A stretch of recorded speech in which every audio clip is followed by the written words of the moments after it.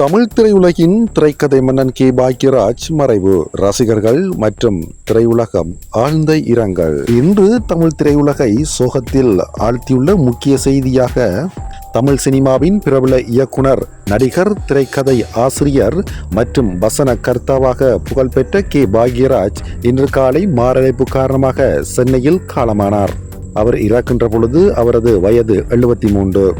தமிழ் சினிமாவில் தனித்துவமான திரைக்கதை அமைப்பாலும் குடும்ப பின்னணியில் உருவான வெற்றிடங்களினாலும் ரசிகர்களின் மனதில் நீங்கா இடம் பிடித்தவர் பாக்யராஜ். தனது திரைப்பயணத்தை இயக்குனர் பாரதி ராஜாவிடம் உதவி இயக்குனராக தொடங்கிய அவர் பின்னர் இயக்குனர், நடிகர், எழுத்தாளர் என பல துறைகளில் தனக்கென ஒரு முத்திரையை பதித்தார். முந்தானை முடிச்சு, சின்ன வீடு, டார்லிங் டார்லிங் டார்லிங், சுந்தரகாண்டம், எங்க சின்னராஜா உள்ளிட்ட பல வெற்றிடங்கள் இன்றளவும் ரசிகர்களால் கொண்டாடப்படுகின்றன.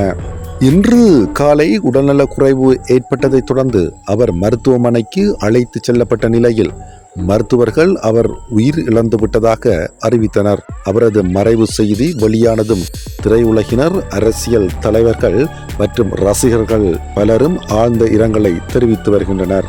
தமிழக அரசு அவரது திரை பங்களிப்பை மதித்து அரசு மரியாதையுடன் இறுதி சடங்கு நடைபெறும் என்று அறிவித்துள்ளது. அவரது இறுதி அஞ்சலியில் திரையுலகின் பல முன்னணி நடிகர்கள், இயக்குனர்கள், தயாரிப்பாளர்கள் மற்றும் ஆயிரக்கணக்கான ரசிகர்கள் கலந்து கொண்டு மரியாதை செலுத்தி வருகின்றனர். பாக்யராஜ் அவர்கள் தனது மனைவி நடிகை பூர்ணிமா பாக்யராஜ், மகன் நடிகர் சாந்தனு பாக்யராஜ் மற்றும் மகள் சரண்யா ஆகியோரை விட்டு சென்றுள்ளார். திரைக்கதை எழுத்தும் கலையில் புதிய தலைமுறைக்கு வழிகாட்டியாக திகழ்ந்த பாக்யராஜின் மறைவு தமிழ் சினிமாவிற்கு ஈடு செய்ய முடியாத இழப்பாக கருதப்படுகின்றது. அவரது படைப்புகள் என்றும் ரசிகர்களின் நினைவில் நிலைத்திருக்கும். இதுவரை கேட்டது தமிழ் திரையுலகின் திரைக்கதை மன்னன் கே பாக்யராஜ் மறைவு தொடர்பான சிறப்பு செய்திகள். நன்றி நேயர்களே, வணக்கம்.